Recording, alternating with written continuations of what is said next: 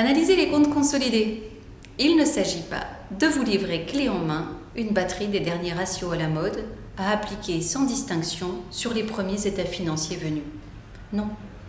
Notre objectif est de vous aider à comprendre les états financiers des entreprises afin de donner du sens aux informations publiées. Qu'est-ce qu'on analyse tout d'abord? Des comptes sociaux ou des comptes consolidés? Des comptes français? Des IFRS? Des US GAAP? Que doit-on trouver dans les uns que l'on ne trouve pas dans les autres? Et pourquoi?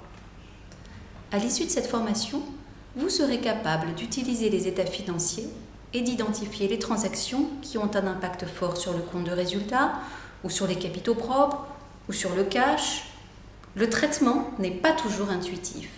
C'est le cas en particulier des stock options, des impôts différés, du goodwill, des intérêts minoritaires, de l'émission d'une obligation convertible, de l'impact d'une nouvelle acquisition sur les états financiers consolidés.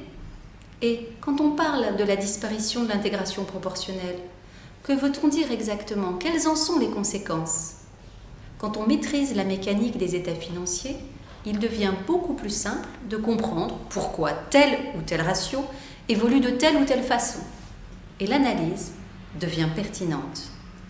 Les animateurs de Finharmonie vous apporteront des exemples, des cas réels, de nombreuses illustrations tirées d'états financiers. Ils vous feront bénéficier de leur expérience en entreprise. Cette formation va donc vous permettre d'améliorer la pratique de l'analyse financière.